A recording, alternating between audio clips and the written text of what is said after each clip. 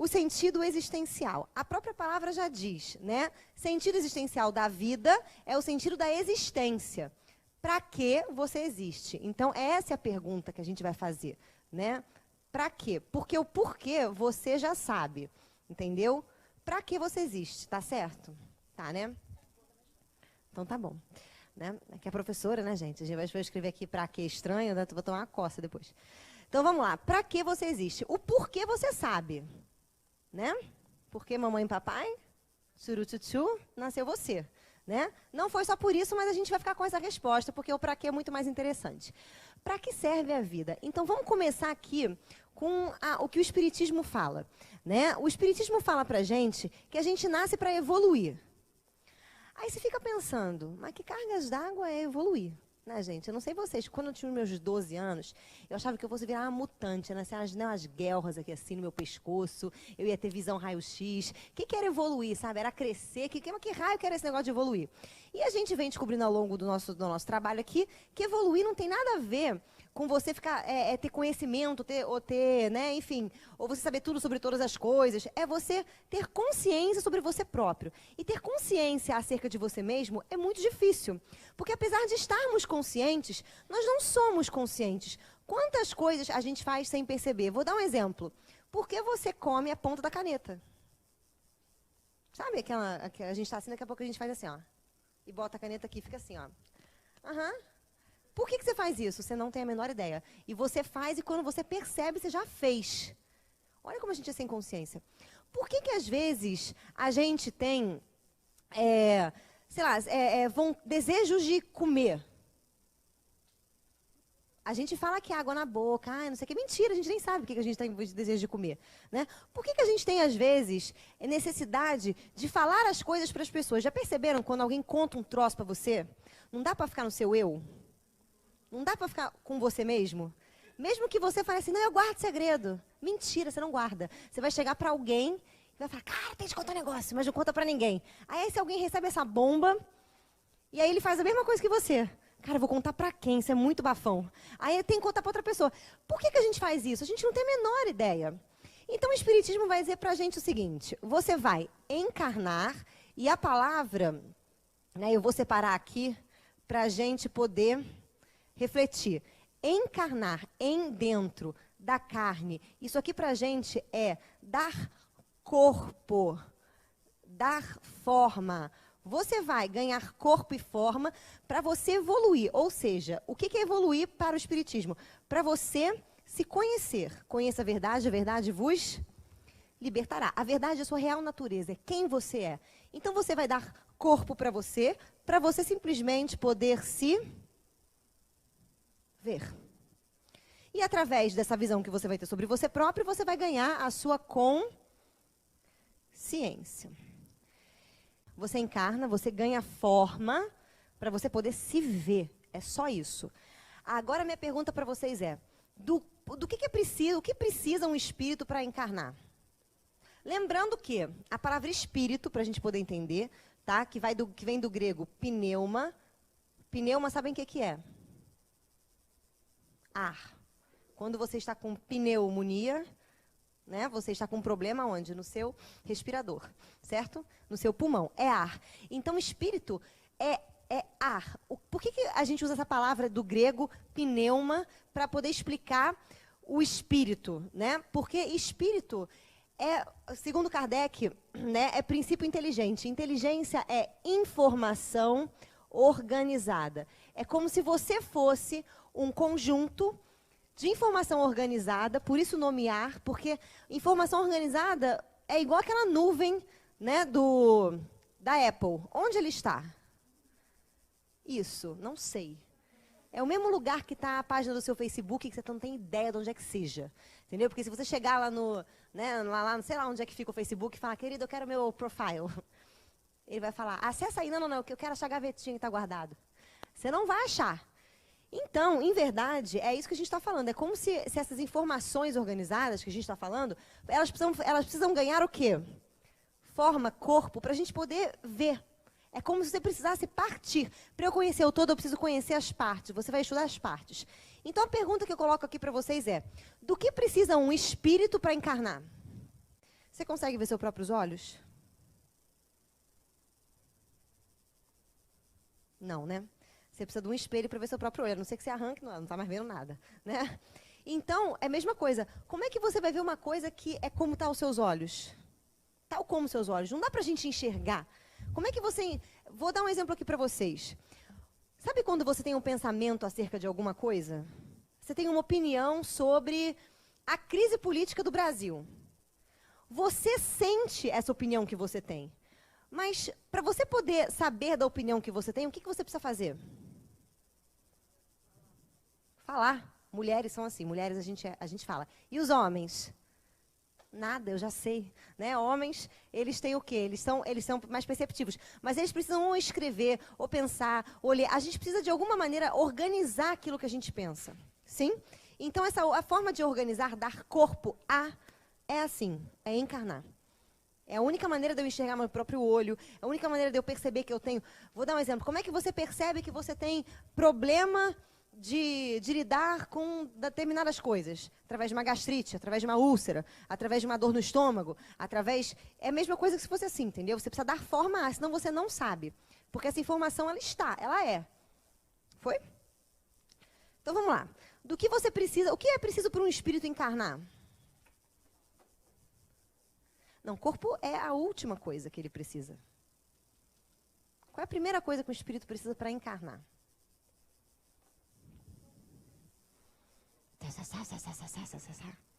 Né? A sua alma, o seu espírito. Vamos lá. Queridos, a primeira coisa que a gente precisa para uma alma encarnar é de um universo, é de um lugar muito maior do que a gente possa pensar. Dentro desse universo, a gente precisa de uma galáxia. Dentro dessa galáxia, a gente precisa de um sistema. Dentro desse sistema, a gente precisa de um planeta. Vamos começar com um planeta. Um planeta. Aí vem Livro dos Espíritos. Ninguém encarna num planeta que não lhe é destinado. Você, eu sou um espírito perturbadinho. Quero encarnar num planeta de espíritos evoluídos. Rola? Não rola. Por quê? Se você for para lá, o que vai acontecer com um planeta de gente evoluída? Você vai tocar o terror, eles vão arrancar e vão expulsar você de lá. Ou seja, a primeira coisa que reflete a nossa alma é o nosso...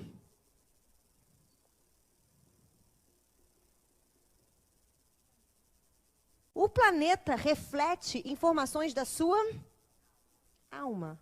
Depois que você arruma um planeta, o que mais você precisa?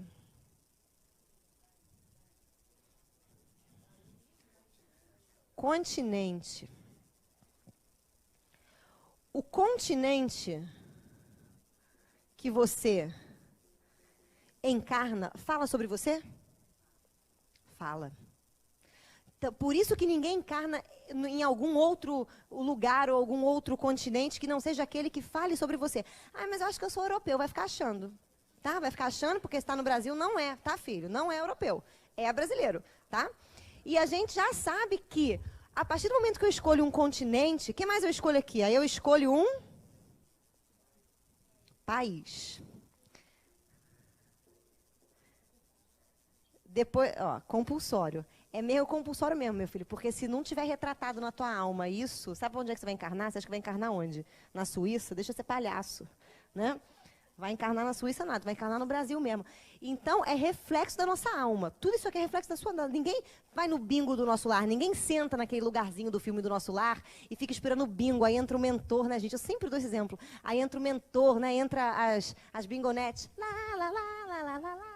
Aí elas vão dançando assim, aí tem aquela bola, aí eles falam, show da encarnação. Aí eles começam a rodar, você está com seu número aí, né? Tá super vestido, encarnação, eu vou, boné. Você tá crente que é bom encarnar, entendeu? Porque o mentor fez sua cabeça para você entrar nessa sala. Ele chegou para você e falou, não, filho, encarnar é uma coisa legal. Jesus encarnou, vai lá, tu vai gostar. Que vou mesmo, mas ele foi crucificado. Não, mas ele é ele, você é você, entendeu? Vai lá.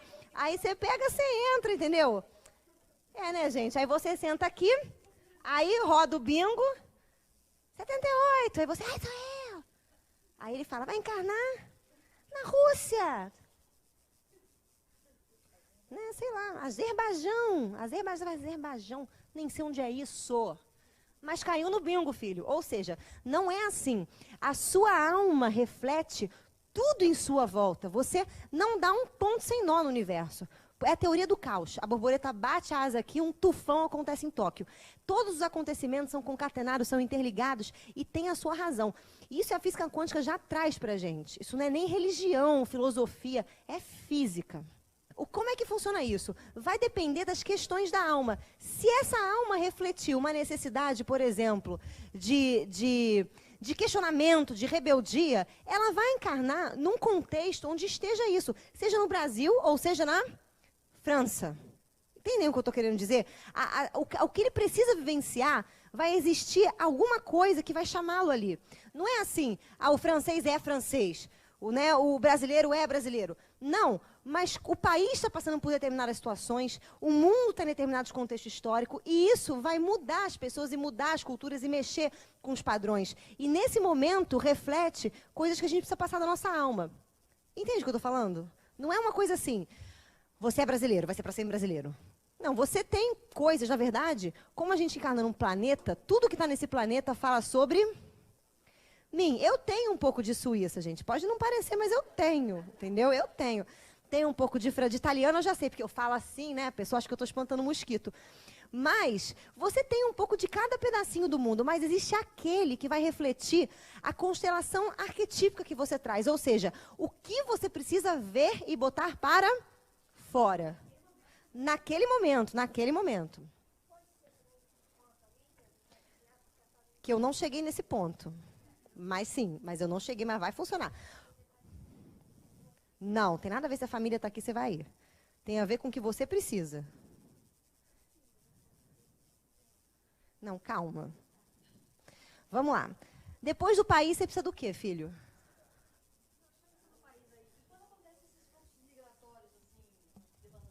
Ótimo. Vamos falar sobre nós. Quando você sai de um país e vai para outro... Alguém já teve experiência de morar em outro país aqui, gente? Quando você volta, qual é a sensação que você tem?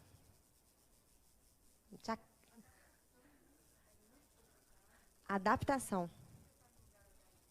Ainda mais quando você está... Olha só o que ela falou. A adaptação é muito complicada quando você também está num lugar que é mais organizado. E esses fluxos migratórios dizem de uma necessidade da alma.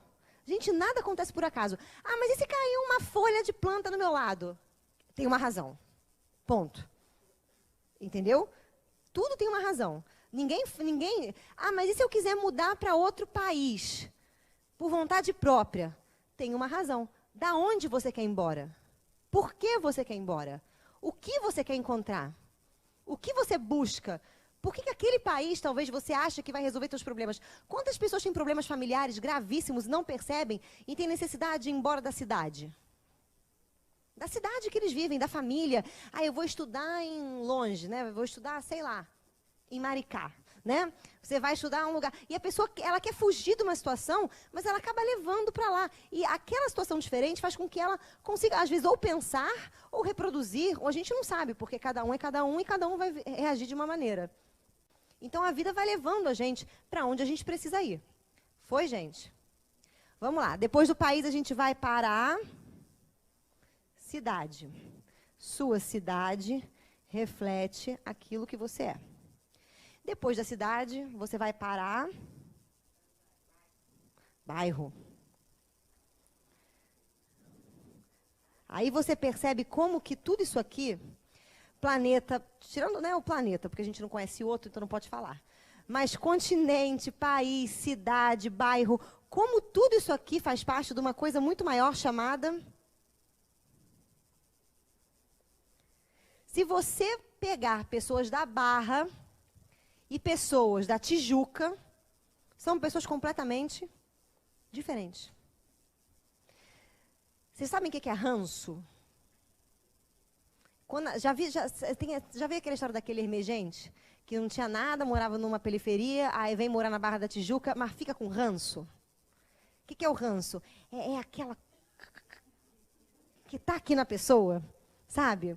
Eu conheço uma mulher que ela teve uma vida paupérrima, tá? Uma hora o marido dela ganhou dinheiro, ela veio morar em São Conrado.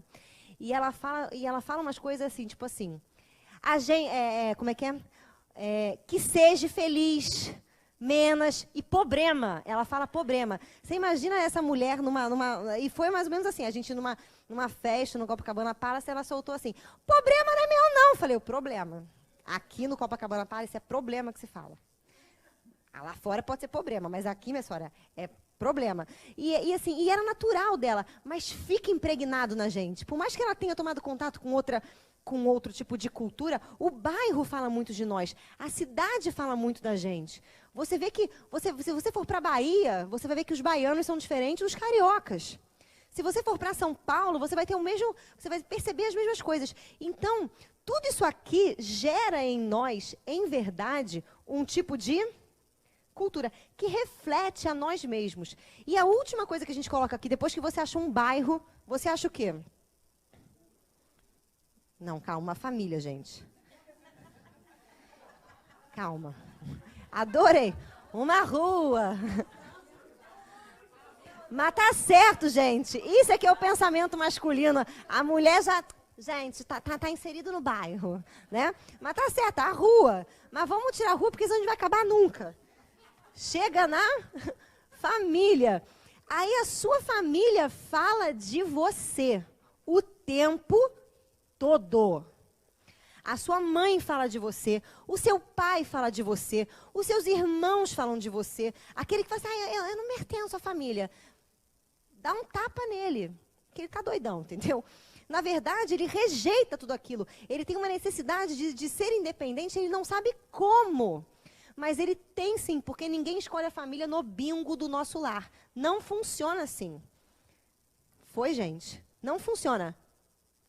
Eu não me afinizo muito. Se você está numa família onde você não se afiniza muito, com certeza você está nessa família para você pensar e conseguir sair de um inconsciente familiar. Porque isso aqui, como gera uma cultura, isso aqui vai gerar o que a gente vai chamar na gente de sombra familiar. É um tipo de cultura familiar. Essa cultura familiar que a gente pode chamar de educação. A educação vem gerada aqui, ó. E aí, depois que você tem uma família, o que você tem? Nem sabe mais, né, gente? Se não pode ter porta, rua, né, o cachorro, você vai ter o quê, amor? Você vai ter o seu cuerpo caliente. Assim. O seu corpo. Tá? Então, olha, tudo que você precisa para se refletir. É tudo isso. E aí, o que é o sentido existencial da vida? Kardec não. Jung fala pra gente que a razão do nosso existir não é ser feliz. Ser feliz é uma mera consequência. É dar sentido para tudo que nos acontece. Tudo.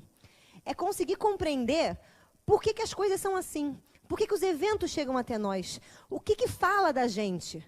Você encarna para poder se ver, se descobrir. Então você precisa encontrar esse sentido. Encontrar o pra quê das coisas. Gandhi só libertou a Índia porque ele foi para a Inglaterra. Jesus não foi profeta em Nazaré. Não saiu profetizando em Nazaré. Ele foi profeta em outra cidade. Mas o lugar do seu nascimento fala sobre você. Mesmo que você não saiba, fala. Mesmo que você nasceu, ficou um dia na cidade e foi embora. Fala. Tá? Por que eu estou falando que fala? Lógico que a gente, às vezes, não vai tomar contato com essa cultura. Mas o fato de você ter nascido numa outra cidade e ter vivido a sua infância inteira numa outra cidade, isso no psicológico da gente simboliza o seguinte. Ache a sua própria cidade, o seu próprio eu. Você nasce num lugar, mas não está inserido nesse lugar. Porque o que a gente tende a fazer? Quando a gente nasce, tá? Que a gente não tem ideia do para que serve a vida, a gente se identifica com tudo isso. Ó. O que é se identificar? Você toma tudo isso aqui como seu.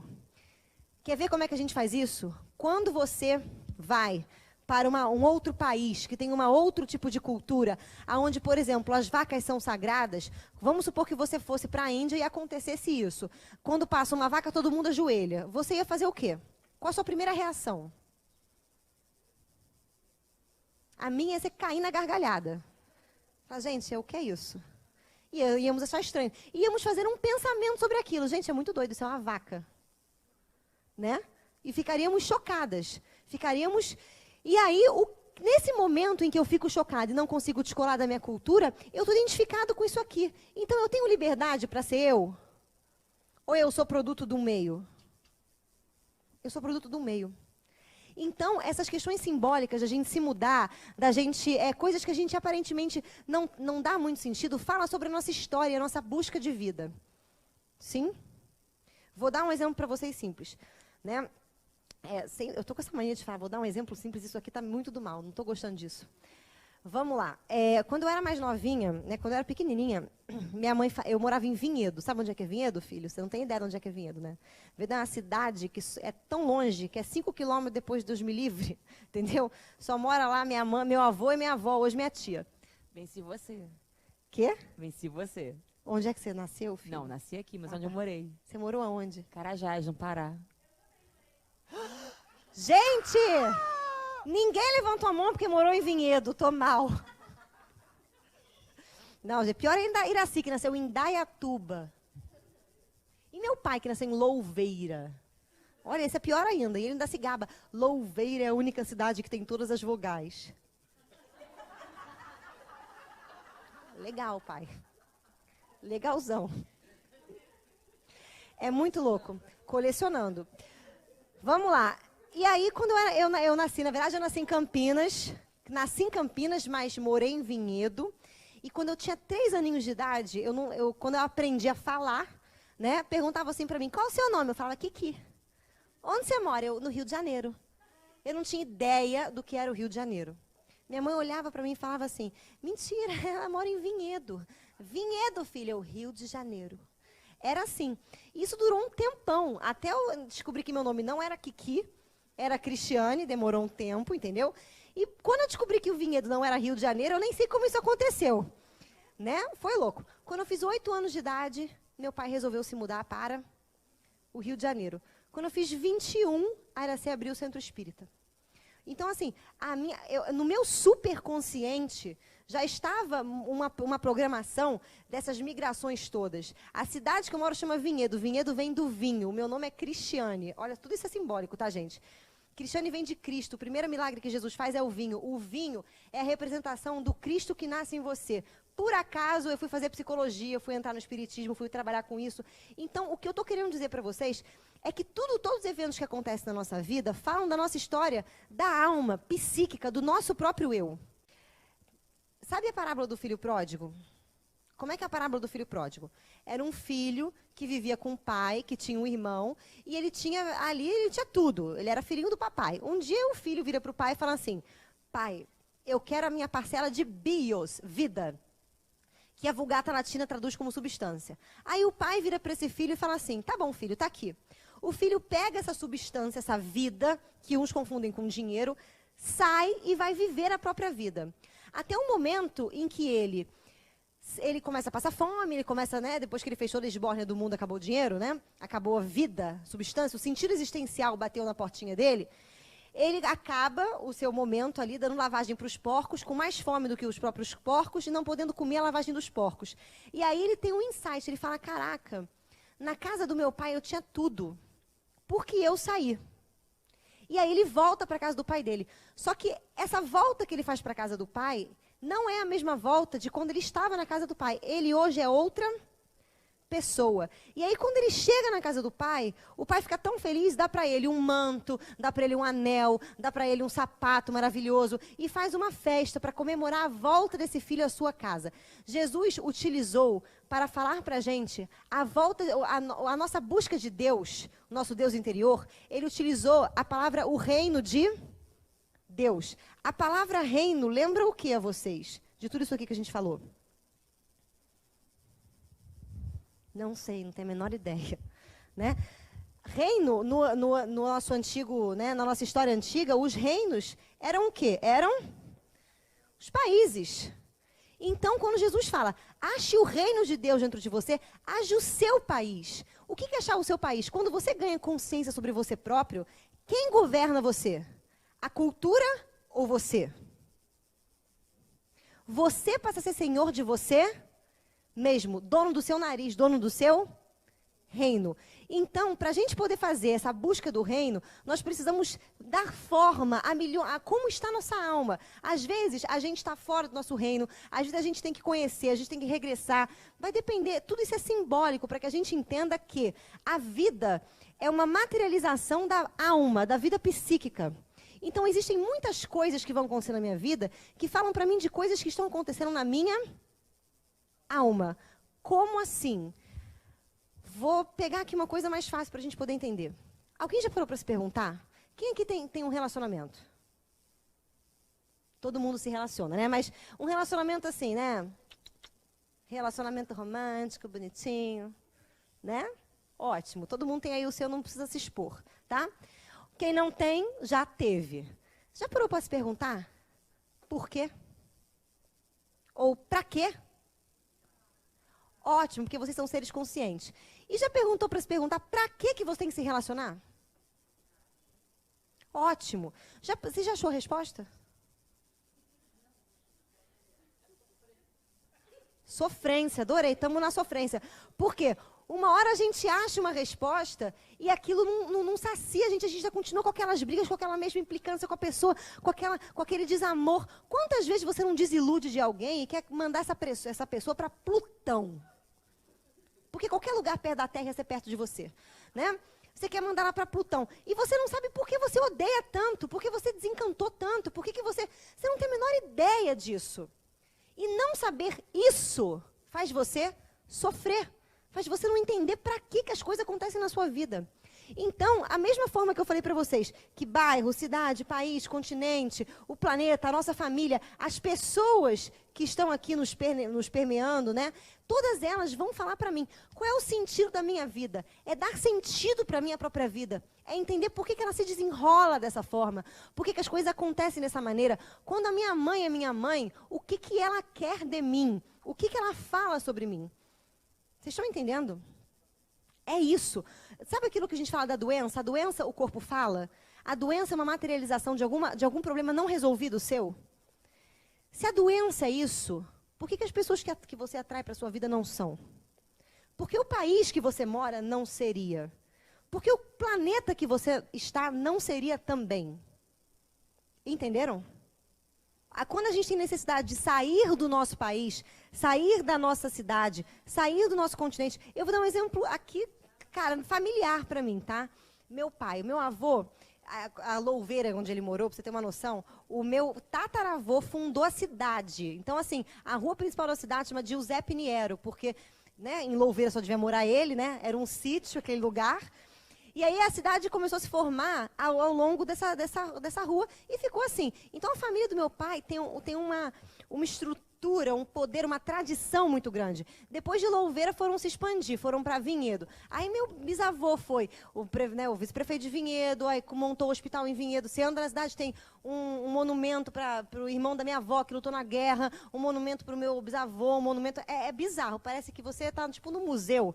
Se você chegar lá e falar assim, meu nome é Niera, as pessoas, você fala, nossa, dá até um medo, entendeu? É mais ou menos isso. E aí, o que acontece lá nessa cidade?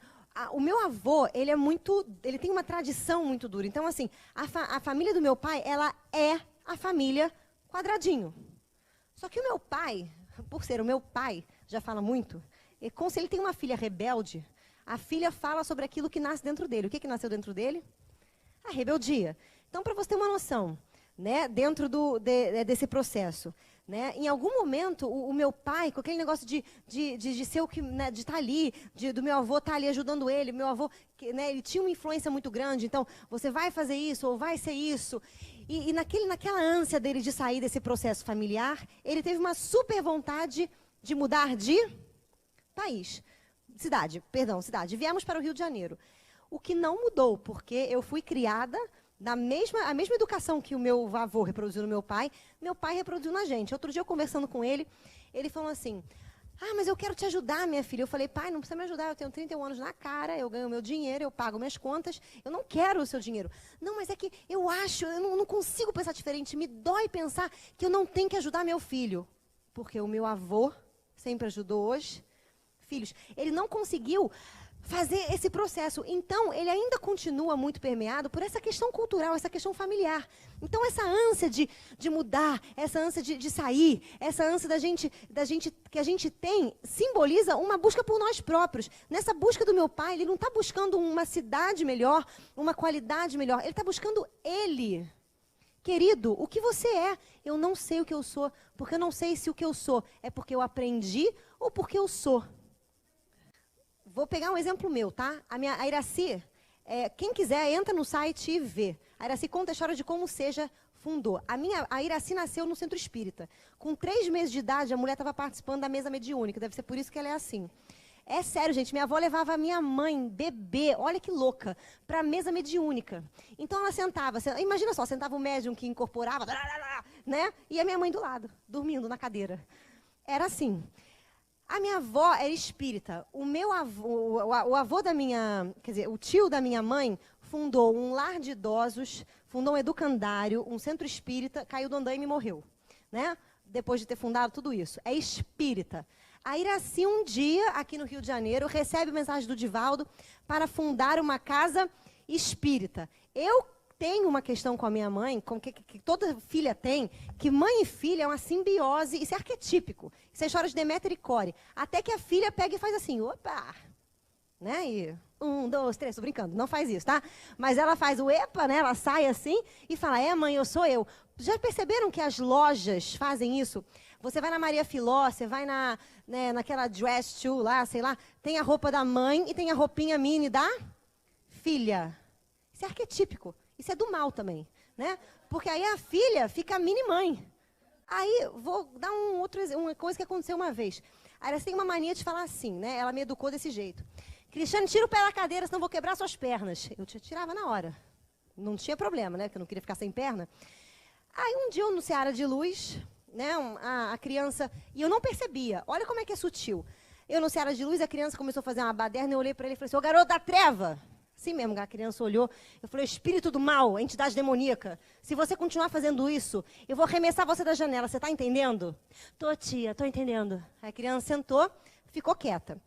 E eu não percebi que essa é a fala de quem? Era assim, não é minha. E aí um dia, o cachorro andando em casa, ela virou para o cachorro, eu estava sentada e foi uma experiência mística. Eu sentada assim, ela em pé, o cachorro entrou, meu cachorro é 99% demônio, 1% anjo, igual a mim, entrou em casa, começou a correr. A Iraci virou e falou assim, se você subir no meu sofá, eu quebro suas patas. E aí, naquele momento, eu me descolei, assim, a impressão que eu dei foi que eu me descolei de mim, e eu falei, meu Deus, eu falo essas frases no Seja, mas isso não sou eu. É ela. O que sou eu? E aí veio um vazio. E aí veio um momento em que você fala, eu tenho que me achar. Então, a vida, ela vai espelhar certas coisas para você poder se encontrar. Então, essa mãe desse jeito, essa mãe extremamente forte, que algumas pessoas têm, o pai extremamente autoritário, militar, que algumas pessoas têm, existem homens que têm dificuldade de tomar contato com o poder. Se ele tem um pai militar, nossa senhora, coitado desse homem, vai fritar a vida toda. E aí você percebe que ele tenta se autoafirmar de alguma forma. A mulher também vai fazer isso. E ele vai encadear um monte de eventos na vida dele que vão trazer para ele a necessidade dele buscar o poder dele, o eu dele, o reino dele. Perceba que tudo que eu estou falando para vocês, quando você busca o seu eu, o seu reino, quem você verdadeiramente é, você transforma a sua cultura, você incorpora coisas de outro país, você relativiza coisas do seu, você valoriza coisas do seu reino e você desvaloriza outras coisas, você pondera o valor. Quando você busca o seu reino, você cria a sua própria cidade, seu próprio bairro, a sua casa interior. Jesus falando, se quiseres entrar em contato com Deus que está dentro de você, entra no seu quarto, na sua casa, feche suas janelas, entra no seu eu. Como é a sua casa? Como é a sua família? Quais são os seus valores? Então a vida vai pedir que a gente o tempo inteiro se confronte com isso. Por isso que a vida é feita de desafios. Agora, quando a gente não consegue se confrontar e não sabe por que isso acontece, a consequência imediata é um estado de depressão.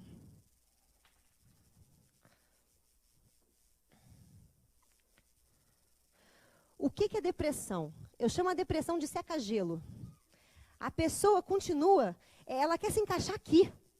Ela continua, isso aqui perde o sentido para ela. A depressão é quando você está na vida e daqui a pouco você fala assim, para que eu estou nela? Nada tem sentido. Mas a pessoa continua querendo achar o sentido aqui, ó, nessas circunstâncias. Ela não vai achar. E aí o vazio vai ser maior ainda. Enquanto mais ela busca aqui, fora, mais ela seca o gelo. Como é que eu acabei usando? Sinceramente, se você perguntar para mim assim, Cristiane, o que você faz hoje? Eu vou falar que eu estou Sócrates. Só sei que nada sei. Eu tenho uma liberdade de usar as duas coisas. Eu não reproduzo, eu uso as duas coisas. Isso é você fazer um pensamento, entendeu? Porque você se permite também sair desse quadrado. Agora, quando você fala assim, não é isso, eu concordo, e fica só reproduzindo, você não pensou, porque você não tem a liberdade de fazer o outro. Cara, a gente tem que entender que o que é certo pra gente é a gente achar o nosso eu. O problema é que a gente quer achar o nosso eu, mas tem medo de romper com isso aqui, ó. A gente morre de medo de ser o diferente, de ser o estranho, de ser livre. Existe uma história de Dostoiévski, que eu já falei para vocês, que é o grande inquisitor, que quando Cristo, que seria Cristo voltando para a Terra, e o grande inquisitor persegue ele e diz assim, eu vou te matar de novo. Sabe por quê? Porque você, através da sua doutrina, você traz para a humanidade liberdade. E os homens não querem liberdade. Eles querem que a gente diga para eles o que eles têm que ser. Qual é o caminho certo? O que eles têm que fazer? Eles querem que a gente dê para eles diretrizes, ou seja, eles não querem ser livres. Eles querem continuar escravos. Então eu trago para eles a paz. Você traz a espada. Pensem. E nós somos assim. Olha só, é como se a gente encarnasse numa sala de espelhos. E cada criatura, cada situação que acontece, reflete um aspecto da minha alma. Se eu tenho olhos de ver, ao invés de eu lutar contra esses aspectos que se materializaram, que encarnaram, que ganharam corpo, que foram projetados no meu mundo, eu preciso integrar esses aspectos, achar eles dentro de mim. Perceba que você faz igual o movimento do coração. O coração ele faz isso aqui, ó, tum, tum. O elétron pulsa. O tempo inteiro ele está fazendo isso aqui, ó. É luz pulsante, é pulsão. Você o tempo inteiro está pulsando. Você põe para fora aquilo, as suas imagens, e você precisa conscientemente botar elas para dentro, integrar. Isso é amor. Eu queria ver se a gente conseguisse ver aqui, mas a gente não vai conseguir por conta do tempo e por conta de cronograma. A gente tinha que ver a gente viu Matrix, né, o primeiro filme. O terceiro filme fala exatamente disso. Né? Vocês lembram que no primeiro filme tinha aquele agente Smith, né, que era aquele cara que o Neo tinha que lutar contra e que ele aprende a domar o cara. Vocês lembram? Fala comigo, gente. Não lembro, não vi. Problema seu, spoiler, entendeu? E do terceiro filme também. E aí, no terceiro filme, o que acontece? Esse agente Smith, qual era a capacidade que ele tinha? Por exemplo, ele queria pegar o Neo de algum jeito. O Neo estava no Seja. Ele ia lá, tocava na Jana, tum, e a Jana virava ele. E ele começou a se reproduzir na Matrix. Se reproduzir, se reproduzir, se reproduzir. No terceiro filme, a Matrix inteira é ele. Só que ele simboliza a sombra do Neo. E aí, no final, existe uma luta épica. Ele chega na Matrix, o Neo chega para a Matrix, para a alma, para o mundo, e fala assim, existe um vírus dentro de você. O que significa isso? Existe aí dentro da Matrix uma sombra que está te dominando, e você perdeu o controle sobre ela. Mas eu posso resolver o problema. E aí a Matrix deixa ele entrar na Matrix e lutar com esse agente. E esse agente passa a ter as mesmas qualidades. Quanto mais o Neo vai crescendo em potência, mais o agente Smith vai crescendo em potência. Porque quanto maior é a sua luz, maior também é a sua sombra. Maior também é o reflexo que você tem. E aí, ele começa a lutar com esse agente, e o agente Smith vira para ele e fala assim, e eles lutam, né, a pancadaria épica, né? E aí tem uma hora que o agente fala assim para ele, eu sei o que vai acontecer, eu vou te vencer, você vai cair. E aí o Neo manda ele catar um coquinho, só que o Neo fica com aquele pensamento ali. Aí tem uma hora que ele para, lutando, né? Porque aí o Neo já é, né, lutando. Aí ele para e fala assim, é verdade, você tem que vencer. E aí o agente Smith, ele bota a mão dentro do Neo E aí ele se transforma na própria luz, porque o Neo é a própria luz. E aí ele se dissolve. É como se ele recebesse a sombra dentro dele e integrasse. E aí acabam aqueles processos. É exatamente esse o final do filme. Ele acaba o final do filme morto de braço aberto, como Jesus. E no final do filme, não existe mais o Neo no mundo. Aparece uma menininha e pergunta assim para o oráculo, que seria, né, a resposta dessa alma. Onde é que está o Neo, que é o escolhido? A resposta do oráculo é: hoje, o Neo é. Ou seja, o Neo integrou aquilo que ele precisava ver e vir a ser. Foi, gente? É exatamente isso. Se a gente começar a compreender isso, a gente vai parar de lutar na vida e vamos passar a amar a vida. Amar é perguntar, questionar, compreender e integrar. E aí você busca a você através da vivência, da experiência. Foi, gente? Vamos fazer a nossa prece.